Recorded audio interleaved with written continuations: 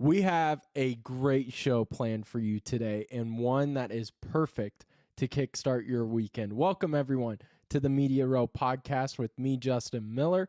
We are happy to have our new sponsor, Stevens Automotives and Sales, joining us, as well as our longtime sponsor and great supporters, Kelly's Little Nipper. Make sure to go check out Kelly's Little Nipper at 1701 East Grand Avenue in Des Moines. I'm headed there later this afternoon to meet a buddy for some drinks and some food. Great food, great drinks, and as always, better community. Over at Kelly's Little Nipper, go check them out. But we have an in-depth, and I mean in-depth, interview with the one and only Tommy Birch, a two-time Iowa Sports Writer of the Year winner and one of my best mentors and biggest supporters throughout my early career. Tommy Birch is someone I love dearly, and I usually try to keep interviews on this show to 25 to 35 minutes long. We went about 40 minutes and could have gone all night long. But really appreciate Tommy. I will be annoying him so much throughout the summer and fall and just year round. I'll be annoying Tommy, but I will get out of the way so we can start the interview. Now joining us on the Media Row podcast, my good buddy, Tommy Birch from the Des Moines Register. I'm going to start off with a dumb question first. Perfect. Because you have two kids, right? Yep. Okay, so you and your wife are in man-to-man defense now. Yeah. But one of my best friends is just recently married. They're about to have their first kid, and they're really excited. But he told me they went and did something the other day that I've never heard of. And Okay. as someone who has two kids, I want to know, is this just classic first kid, they're overly nervous, or is this something parents actually do that I just haven't heard of? But they Sure. went to a fire station and Sure. made sure their child's car seat was put in correctly. Yeah. Okay, you're nodding like that's a normal thing. I I, I I, made fun of if, him. yeah. Yeah. No, yeah, it's totally normal. And I'd heard people had done this too, but my wife is very hands-on. She's like MacGyver, so I felt pretty safe. What is kind of funny is I remember when we when we brought home Bodie from the hospital, he's our 6-year-old. Like I was pestering the nurses with dumb questions, what I thought were just really dumb, really obvious. And like before we left the hospital, I said to him, like, man, with all these questions, are you guys sure it's a good idea? Like you're letting us leave? Like aren't you a little nervous that we're asking, I when I say we, it was just me. Like my Yeah. wife just knew everything. And I was like, "Are you a little nervous that you're giving this guy a baby?" And they're like, "No, we worry about the people that don't ask questions." So, and I'm pretty sure at the hospital, like they helped check the car seat. I can't remember, but Okay. yeah, I've heard that. So it's not. Damn. So I look like the idiot now because I was like, just read the manual. Like, come on, it can't be that hard. Okay. Cargo. Okay. All right, hand up accountability. I'll wear that one for being dumb. But no, thank you, Tommy, for hopping on with us to talk dumb questions like that. But what I want to do is, yeah, just get people like you on the show who have been mentors to me, good friends, and people I've looked up to and have had long careers. And I want to hear your stories of, early days to now, as well as we're definitely going to talk about Cyclone women's basketball craziness and, of course, the Iowa Cubs getting started. Sure. But want to start off with kind of a more serious question than the baby question, but just with everything that happened with me at iHeart, I've learned that I've really respected people that do go out and bet on themselves through adversity. And so I want to hear, is there a moment that you look back on in your career that there was a lot of adversity and you bet on yourself, or just a time where, yeah, things weren't going right, but you still had faith in this dream of being a sports writer, and now you're here where you've always wanted to be? Yeah, when I first started off at the register, I got in as a part-time employee, and I was what we call a news assistant, where I was taking phone calls, answering emails, and checking the fax machine. And every night I was, if you're an old person, you know what the agate section is. It was where they had all the box scores, line scores, everything like that. So I would type up all that stuff, high school, college, and pro sports. I would, type up the Iowa Cubs box score and type up the Iowa State football stats. I would type up the CIML box scores, and I would take phone calls. And what we used to do back then is all the CIML football and basketball games, boys and girls, and like wrestling, stuff like that, that we weren't actually at, we would write words on. We would write, 25 to 100, 50 words on each game. So I would take a call, about Valley beating um, Des Moines Roosevelt in like boys basketball, and I would get all the stats for every player, and I would write like, okay, Justin Miller scored 15 points, grabbed 10 rebounds, and handed out 3 assists. Hell of a night, by the way, for you. Thank you. Uh, Thank you. but I would type that all up, and um, it would go in the paper, go online, stuff like that. And when I was right out of college, I was thinking like, this is not what I want to do for my entire life.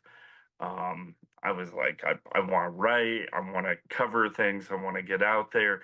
And eventually they started letting me get out there and cover stuff. And when I got full time at the register, I moved into, I was covering like high school stuff, and I was covering like the lowest of the high school stuff. Like I was covering high school bowling, I was covering high school swimming, stuff that nobody wanted to do. And I was what they called a mojo reporter to the community pub section. Sorry, I'm battling a cold, but No, you're good.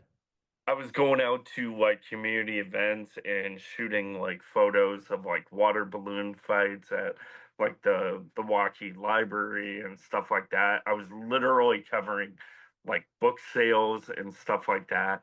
And I remember thinking like, this sucks. But that's how I got my start. And I remember thinking like, okay, eventually it's gonna pay off. It's gonna pay off, and eventually it did. And kind of the irony now is, I go back, I look at some of that time, especially when I was covering like the high school stuff. Covering like high school swimming and bowling and stuff like that.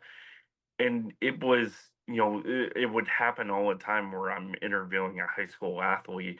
Sure enough, like grandma or grandpa or mom or dad, somebody would like pop into the side of us and snap a photo of their kid getting interviewed by a reporter. And I used to always joke like, man, I'm probably in so many like family scrapbooks. Like, Graduation parties, there's always a Tommy photo. yeah. And back when I was like in good shape, I had short hair, I had an earring, and I was, totally You had different. an earring? Back up. At Hell one, yeah. I had both ears pierced and my cartilage. Like I was straight up like GQ. I But would have never guessed that. I love it. But in hindsight, like, man, that was some of the most fun I had, some of the most rewarding stories I did, just getting to cover athletes that never got to get covered and never got to have their story told. And looking back, it was so much fun, and something I wish I would have appreciated more when I did it. And yeah, is there something about, because you did some freelance work too, right? With the register as well. Is there, yeah, So some I sort of started nice. off as a freelancer at the register when I was in college. How I kind of got my first story at the register was, I'd done this story on Tim Hagen, who was a kid who had gone to Ankeny, um, and passed away from, I believe, cancer. And every year at Ankeny High School, they always did the Tim Hagen Baseball Classic. And when I was working at the DMAC paper, I did a story about this because Tim had a lot of classmates that went to DMAC. And um, one day, Deb Belt, who was editor in the community sections at the Register, came to speak to my newspaper class. And um, I'd said like, "Hey, I've got this story. I think you guys would love it."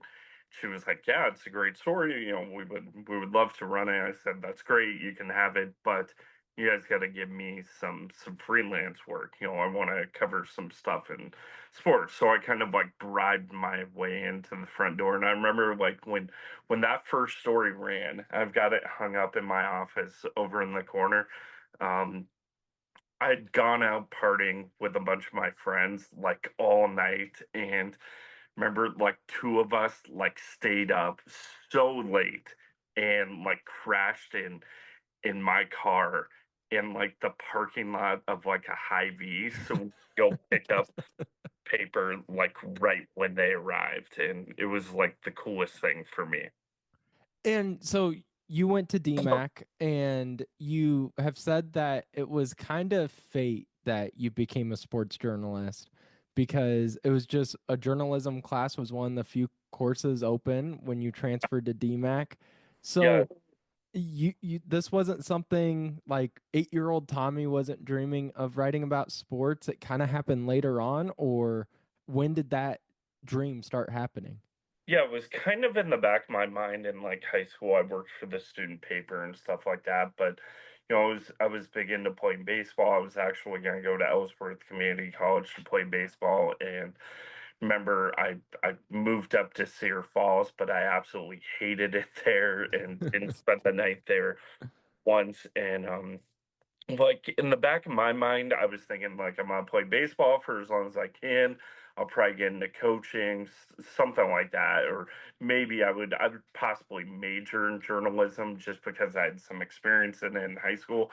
But I was thinking I was gonna do something in baseball, but then I transferred to DMAC on the first day of school, and like one of the few classes that was um available was basic reporting principles. And so I enrolled in that, and I loved my teacher, and she was just so awesome. Her name was Julie Russa. She taught DMAC, then moved on to Iowa State, now teaches at DMAC again. But she was so inspiring to me, got me to end up working for the student newspaper there. Um, and then one of the stories I did there was Corey Koski, who's a third baseman for the Minnesota Twins for a long time, a really good third baseman. He was actually a graduate of, or I don't know if he actually graduated from DMAC, but went to DMAC to play baseball for I think 1 year.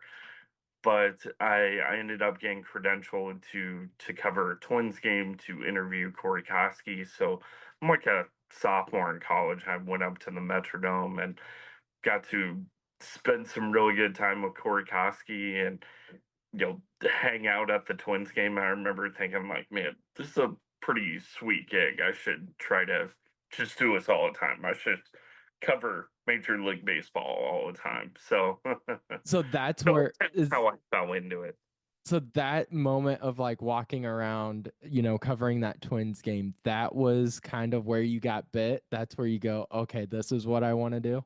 Yeah, to a certain degree. What's funny is when I graduated from Iowa State in journalism, um, like I ended up interning for the Iowa Cubs in their media relations department, um, just to get my graduate from Iowa State. You actually had to have an internship, so I interned in their media relations department, and I was thinking like, okay, maybe media relations is what I'm gonna go into. Um, I was thinking like, okay, I remember I sent out applications to a lot of different people in the area. I wanted to stay in Des Moines. And I was hoping like maybe I could stay on with the Iowa Cubs or something like that. And like a week before my internship was done, Mark Emmert, who was the deputy sports editor at the Register. Um, he called me and he was like, "Hey, we have a part-time job open. Would you be interested?" And that was the job as the news assistant. So I took the job. I remember thinking like, okay, I'm gonna do this until something else pops up. And for like, I ended up working part-time for like a year or two. And uh part of the time I lived at home because, I was a part-time employee. I wasn't making good money. The other time I was living in a two-bedroom apartment right behind the original Wellmans on Ingersoll, and it looked like straight up like a motel, but rent was like $750. So me and my best friend from high school moved into it and lived like kings. Well, he did. I made rent, um but I remember thinking like, "Oh, I'm just gonna work at the Register until something else popped up." I just kept going, and now I'm like 16, 17 years into um, working at the Register. I'm no longer thinking like, "Oh, something else will pop." At this point, I'm just hoping like, okay, I hope they keep me employed. But I mean, that's pretty cool to look back on because I mean, I'm kind of at that stage where, like part-time, I'm working at Grandview as a groundskeeper in the summer. And I've had people walk up and be like, "Dude, no, this is a great time of your life." I'm like, "But I want to be doing these things." So it is interesting to hear people talk about, no, you gotta like respect this time of your life and the struggles. And what would you say to, 24-year-old Tommy if you saw him again? Because would you even think you'd be in this position right now? No, because I kept thinking like I'm gonna do something else will pop up, but I would tell him save your money. Don't go to living behind Wellman's was probably not the most financially uh, sound decision that I ever made. I spent money that I didn't have. I ate pizza with money I didn't have. So, um, but but yeah, I look back on some of that time and some of the work I did, and it was just low pressure, and it was a lot of fun too, and I made so many good friendships too. Some of the people that I worked with at the Register, one of them who was a part-time employee at the time was Chris Cuellar, who now works for the Iowa High School Boys Athletic Association. um, a lot of the writers I got to know really well, and it was really cool being in that newsroom, especially now when I look back at that time.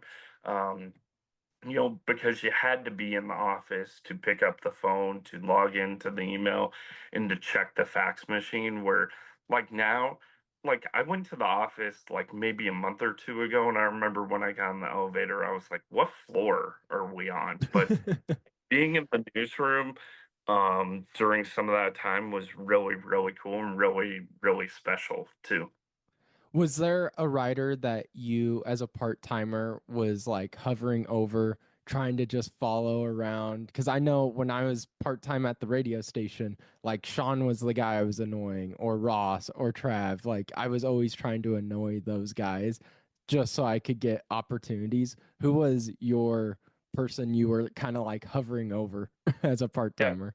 I was bugging everybody to try to get their time and trying to get some bylines. I remember Dan McCool covered a ton of wrestling, but he was in charge of like swimming, and I was like, I should cover this tool. Like I was like, we should go to this high school swim meet, and I was always pitching like high school swim meets to whoever was the high school sports editor at the time, but um like, I was always talking to people and always trying to figure out story ideas and always trying to volunteer for different things. Like, we call it rolling list, which is like our budget. It's online where it lists out, everything that we're gonna cover, all the events that are lined up, feature story stuff that people are working on. I routinely would go into it, and if there was like an Iowa Energy basketball game, a Drake game, something, high school football game, high school swim meet, anything um, that wasn't being covered, I was like, hey, can I do it? Can I do it? Can I do it? I was like begging for assignments. So if that was Sean Nunn, if that was Dan McCool, if that was Mark Emmert, um, Randy Pearson, Andrew Logue, all those guys were like covering way too important stuff for me at the time to even bother them. And those guys would never miss things too. So that always taught me, kind of the important work ethic too of always being there as well. How much has just the atmosphere of the newspaper changed in your time, and how have you had to adapt? Yeah, I don't know because I'm never there. It changed so much. Like, I remember like one of my first assignments, like I was covering a high school football game and I didn't even take a laptop with me. I was thinking like, oh, I'm gonna have time to go home and type this story. I had no idea what I was doing, but I had to go into Gary Ross. He was the AD at Johnston High School at the time. He let me go into his office, sit at his desk, and type my story from his computer then. It was absolutely wild to think about that now. But like during those early days too, like I remember um just getting a special cell phone and wireless hotspot that would like hook to my computer just so I could um get a get a hotspot for my computer just so I could file the story. And like I would write, in my Word document the entire night, and then once I was getting close to filing, then I would try to dial up, get that wireless connection to, and just prayed that it would last long enough that I could email my story. But it was stressful too. Like back then, I remember like back nowadays. Our deadlines are so different and how we covered like high school football and basketball and stuff like that. But back then, we were trying to get into the paper the next day where, um, I would be taking my own high school football stats either by paper. Remember, somebody had developed an Excel system where you could just plug in plays and numbers and it would just add them up for you. Um, because I'm absolutely horrible at math and like trying to Same. figure out like guy crossing the 40 to the other 40. I was like, okay, is that 10 plus whatever, 18 carries? And he already had 37 plus that. I was like, oh, like dripping sweating through my shirt, just freaking out. And the games would get done at like 10 p.m. You'd have to go do interviews and file a story by 10:30. Like it was beyond stressful. And now I remember thinking at times then, like when I was covering high school football, um, during that first time, like I remember sitting at my parents' house and like being in the backyard and talking to my dad. I'm like, I can't do this anymore. This is beyond stressful. I'm like, I'm gonna do one more Friday, and then I'm done. And I just kept going. And I got through football season. I was like, okay, well, I'm not gonna do that again. Well, then I ended up doing it again. I got moved off it and got different assignments, better assignments. Then we kind of changed how we covered things, and I just kind of adapted too. Is there a story now that you look back on as kind of like not your favorite, but just one where that's the one maybe like you would want to be remembered for, or just one that really stands out to you that you have a lot of pride in? Yeah, it's actually right behind me if you can see on my wall. Yeah, It's about Caleb Utesh. He was a swimmer at Ames High School. He ended up having one leg. He had lost it, the other one due to cancer. But at the time, I was like maybe 2 or 3 years into my time at the Register. I was still like a part-time employee. I was trying to like prove to people I could write, I could do things, I could do more than just cover games. And um, I pitched the story. My editors loved it. They set up photos and everything, and it ended up being like my first Sunday, what we call 1A, the front page of the whole paper, 1A Sunday centerpiece. And um, that ended up winning me a couple of awards. I remember like going into into work like the following Monday And I was still a news assistant at the time, but I was starting to write a little bit more. Rick Green, who was our new editor at the paper, he he passed by me in the bathroom, and I'd said to him like, "Hey, Mr. Green, I'm Tommy Birch. It's nice to meet you." And he was like, I know who you are. You're the one who wrote that fabulous Sunday piece." And I was like, "Whoa, okay. Oh, at least the head guy knows me now." And I think that one it put me through um, the editing and reporting process in a really hard way. Um, that I'd never been through before. And it's one of those stories that I'm still really proud of, that I go back and look back on. I'm like, man, I'm really happy with how it turned out. And, um, the impact it ended up having on my career, I think, was pretty positive, where it helped open up a lot of doors for me and kind of got me to the point that I'm at right now. One thing I've always respected about you, Tommy, is how you're willing to really help anyone. I mean, you were one of the first people I called when I was a freshman at DMAC. I did a story just about journalists in Des Moines and trying to learn more about everyone's different processes. And you were one of the first people I called and did an interview with. So that's always stuck with me. But who was it for you that kind of gave you that opportunity or was a big mentor in your early career? Yeah, that's kind of the thing I remember when I was in college. Like, I was always kind of watching other reporters, seeing how they were doing things and asking dumb questions. The thing is, like, when I went to school, um, there wasn't like a sports journalism class at Iowa State at the time. So, there were, reporting principles and ethics of journalism and all these other things, really important things. But like the true work, the true value that you found was like working at the Iowa State Daily, getting out in the field, covering games, covering press conferences, and experiencing it because, um, it was going to be stuff that you never learned in the classroom. So I was always watching how other reporters did it, guys that were on the beats that I was doing, like Andrew Logue, Luke Meredith, who worked for the AP for a long time, um, Sean Keeler. I really looked up to his work. Pretty much everybody that was in TV. I always listened to how people were asking questions, how they were writing and stuff like that. But like I remember Luke Meredith from the AP like really going out of his way to be kind to me and telling me at one point um like I remember him saying like, yeah, I had somebody who helped me when I was in college, so do the same for people moving forward. So I've always tried to do that.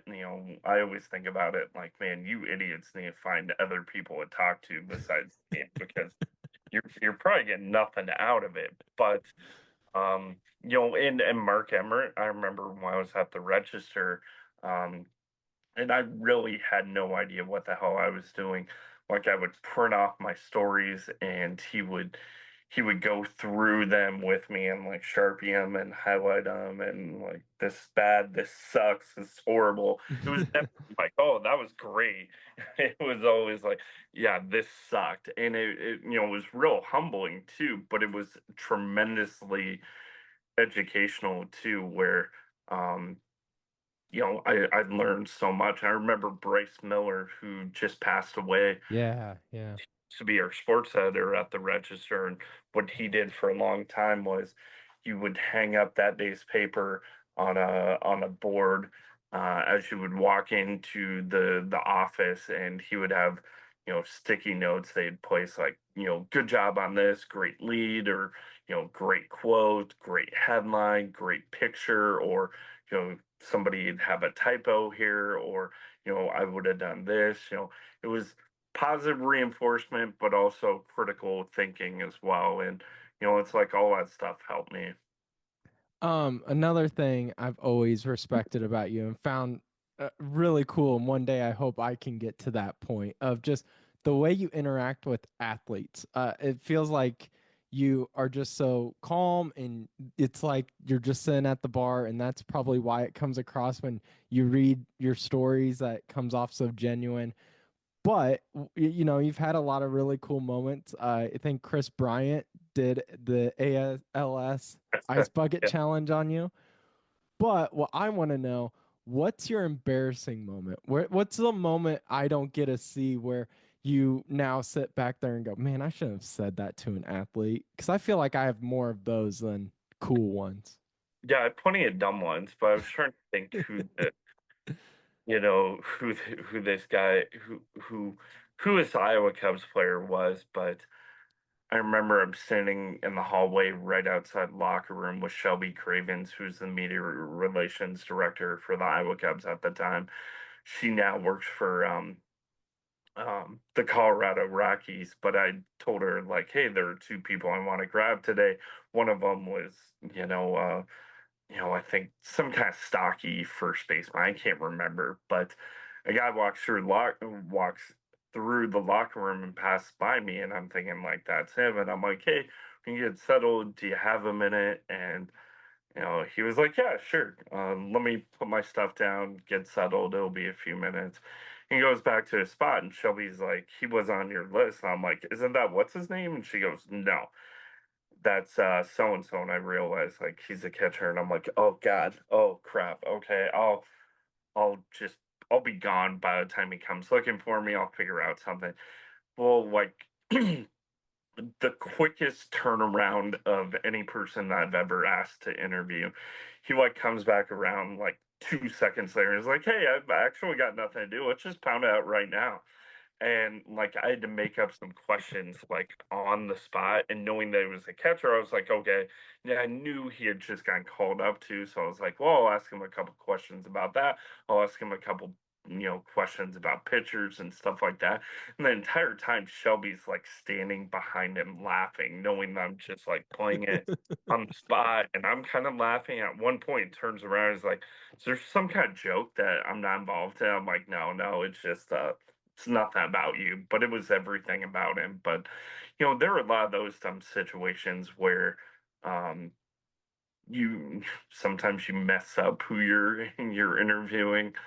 Yeah, I mean, I've asked all kinds of dumb questions. That's why so many times, like, I preference it, kind of like what you did. I preference it like, hey, can I ask you some dumb questions, just so I try are right away that like, hey, this is going to be dumb. There are going to be really dumb questions I ask, and sometimes people don't. It's like the other day I did this story about James Triantos, a Cubs Mhm. prospect who is an infielder, an outfielder for the Iowa Cubs, and his dad told me a story about when he was like 3 years old. He hit a ball that smashed his sister's window, and and the dad was kind of saying like that's kind of the moment I knew like he could be a good hitter, and he was like 3 years old.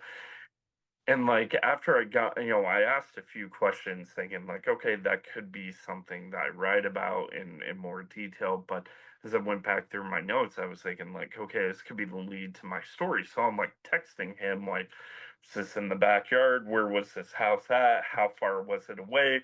Was the window on like the second floor of the house? What's the name of your daughter, by the way? And I'm sure he's just like, why the hell does he care um, about some ball that my kid hit that my son has a 3-year-old, and the whole story, the lead of the story is just kind of painting that picture. Which I think once he read the story, then it's like, okay, now I kind of get why he was so inquisitive about that one random moment. But I know there's so many times where I'm asking people about detailed, specific moments that they're like, what is going on here?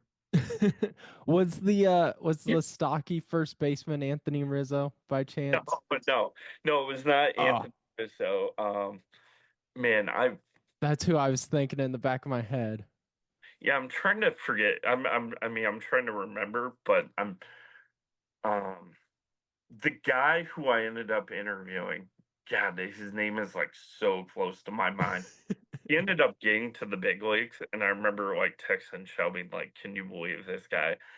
Because he was like some roster kind of fill-in at the time, and it's like that's kind of a cool story too, where I remember like David Bodie, um, coming up through the minor leagues. And at the time, like he was a dude that was just filling out the roster that nobody actually thought was like going to get to the big leagues. And those are some of my favorite stories. Why I love covering minor league baseball so much is you see so many of those guys that have just grinded away in the minor leagues for such a long, long time and finally get to the big leagues, and being able to tell those stories about those guys um, is really cool. And I remember like when I first started doing the Iowa Cubs coverage, like I was so obsessed with the prospects because I understood like that's what people want to read about. They want to know what Javi Baez is doing. They want to know what Chris Bryant is doing. They want to know what Wilson Contreras is doing. And Yeah. I Yeah. try to feed that beast and try to, um, give people that information of how they're doing and where they're coming along. But some of my favorite stories to tell are the guys that you don't know about and that have those behind the scenes stories. Like, I think maybe my favorite Iowa Cub story that I ever told was about this relief pitcher named Blake Cooper, who lived in, you know, uh, a camper essentially, or whatever it's called, lived in a camper in Adventureland. Um, he lived out there during the season, and um, I remember I met up with him and his wife. I went out there, got a tour of it, and went fishing on some little, pond right next to it. And, it's like, you brought up, the ALS Ice Bucket Challenge with Chris Bryant. That was a really cool thing to look back on. But like the situations like fishing with Blake Cooper are really cool memories that I'll probably never forget about. So those are the people camping at Adventureland. They're all minor league baseball players. Because I've always wondered, why would you camp at Adventureland? You can go to like anywhere. Go camp at Red Rocks. It's minor league baseball players. Okay, that makes sense. I found out about the story in such a weird way where I was thinking like I'd heard that Blake was like a big time fisherman, and I would Okay. the story for um journalism students to kind of know to keep your ears open and to always ask questions. But I'd heard he was a big fisherman. I was thinking like, I'd heard that on road trips he would like Google Map and he would take his poles out and go fishing at different spots. I was like, okay, maybe this would be like a cool story where I could go fishing with him or something like that. And I remember talking to him, like trying to get some background. I was like, where's your favorite spot to go fishing? It's like, yeah, we got a little creek right outside my camper. And I was like, what? Like, yeah, we got like a little creek outside my camper. And so you live in a camper? And he was like, yeah, out at that theme park. And I'm like, whoa, whoa, whoa. And we just kind of go off that. And I was like, okay, yeah, forget the fishing story. We're going to go with that one. And that ended up being a really cool experience. I want to get before our time runs out about just your recap of the Cyclone women's season, because I think there was a lot of hype going into this year, and I don't want to say it was a disappointment because you still make the NCAA tournament. You win a game with the first four, but just kind of your thoughts on the season. Was it just teams were able to slowly figure out Audie Crooks, and that was the main reason for kind of not as stellar of a season as fans hoped? Yeah, I mean, I think the Big 12 ended up being a really good conference and a really tough conference. I think Iowa State just kind of didn't make the growth that we thought they would. And some of the transfers that they had picked up didn't pan out quite like they had hoped for. And Iowa State coach Bill Fenley has even told me he kind of vastly underrated the idea of trying to add some more experience too. But um, I think if you had to put letter grade on the season, I think you would say a C because look, you ended up winning 20 plus games. You went to the NCAA tournament. Like you said, you won one.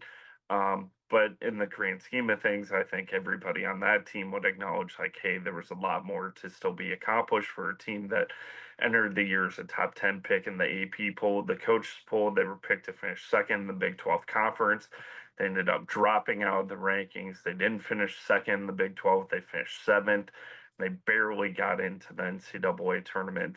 So, um, for a team that accomplished so much the year before and brought back so much this season, I think it was fair to expect more and to hope more. And that's a big reason why there were so many high hopes and some big expectations for this team. And I think that's a big reason why there's going to be so many big expectations for them moving forward, too, because of not only what they picked up in the transfer portal, but then once again, once what they bring back with Audie Crooks, Addie Brown, and a lot of other key contributors as well. Kelsey Jones entered the transfer portal. There's been a lot of transfer portal chaos all throughout the country. Just has anything shocked you? The Jones one kind of shocked me just because that family's been connected to Ames. And so that one kind of surprised me. But then you see who they're bringing in, also from the transfer portal. Is there anything shocking to you at this point? No, I mean there were certainly rumblings when it came to Addie Brown, Audie Crooks, and just the amount of money that was possibly being offered Oh, yeah. to out there. But I mean, we're at a point in time where absolutely nothing stuns me, whether it's kids coming back, kids going, whatever.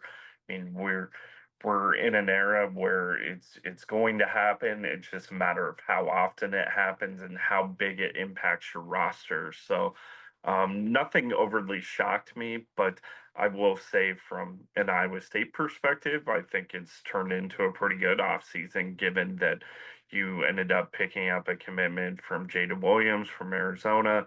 You ended up bringing back Audie Crooks and Addie Brown, keeping them away from possibly some heavy hitters. And the transfer portal did not absolutely kill you like it has in um, years past for Iowa State. I mean, it was just a couple of years ago that they lost five, six, seven people to the transfer portal and had to totally rebuild that team and retool that roster. So the fact that Iowa State was able to keep a lot of the key talent in and bring in some important players as well, and they might not be done as well, is big for them. I want to shift over now to baseball with the Iowa Cubs. Saw that they were picked as the most talented team in minor league baseball to open the 2025 season. Early on, in through your eyes, has this team lived up to the hype? And should Iowa Cubs fans and Chicago Cubs fans be really, really excited about the young roster and possible prospects on this Iowa Cubs team? Yeah, I mean, some of the players that there were high expectations for have certainly performed really well. Cade Horton through two starts, he's the top pitching prospect in the organization, one of the top pitching prospects of all minor league baseball. Has pitched really well through his first couple of starts. Owen Casey, who's a little dinged up right now, has hit the crap out of the baseball. Moises Ballesteros has played well over the last couple of games as well. James Triantos, Kevin Alcantara, all those guys have produced some pretty good games so far. And, the interesting thing too is when it comes to a lot of these guys is you look at what Chicago has. The outfield is crowded, the infield is completely packed. They're totally spent at catcher as well. A lot of these prize prospects, there just isn't a spot for them right now, which is good for Chicago, knowing um, that hey, there's not a big rush to get them to the big leagues. They have plenty of time to get some at bats, get some innings, get some time to develop, and then they can kind of figure out where to go with that with each player. Whether that's eventually filling a hole in Chicago or possibly being used as trade bait. When it comes to the deadline, but it's a good problem for the Cubs to have, and I kind of the way this Iowa Cubs roster is shaped kind of reminds me of the time that the team that had Albert Almora Jr., had Dan Vogelbach, it had Wilson Contreras. Um, that team just had prospect after prospect throughout the entire roster, and this team reminds me a lot of that team as well, where they're not just good minor league baseball, they're not just good prospects in the Cubs system. They are great prospects in all minor league baseball. I can't help but notice because you mentioned, they're stacked at catcher position, infield, outfield. Uh, the bullpen. That's been a Yep. main concern as me as a Chicago Cubs fan. Is there anyone on this iCubs team that can maybe get bumped up here and help out the Cubs, which I know every team is looking to build depth at the bullpen, but seems like the Chicago Cubs are really, really struggling to find someone to help fill that position. Yeah, there are definitely three names I would keep an eye on: Daniel Palencia, Jack Neely, and Luke Little. They've all pitched really, really well out of the bullpen. Daniel Palencia was topping 100 miles an hour in the Iowa Cubs game at Toledo on Thursday night. What are we, Thursday? Whatever it is. But he was hitting 100. He's routinely hitting 100. Luke Little has been getting some big outs, and Jack Neely is a guy that they ended up picking up from the Yankees in a trade as well, and got some time in the big leagues last year. So those are all guys that I think are going to get shots in Chicago at some point this season, especially given what their bullpen situation is. And, they have some talented guys in the bullpen right now, but they have some giant question marks there as well. A huge thank you to Tommy Birch. He's got 2 kids, and he was still able to make time for us here on the Media Row podcast, and just means the world. And he's always been that way. Like I said in the interview, he was one of the first people I ever reached out to. I was a DMAC Chronicle writer for when I was a freshman in college, and I was just wanting to learn about sports journalists and their processes. And he was one of the first guys I thought of because I was always reading his stuff in the paper and always really respected the hard work he did. So a huge thank you to Tommy Birch. We will definitely have him on more, probably to talk about those Iowa Cubs and just baseball in general with the great knowledge he knows in that game.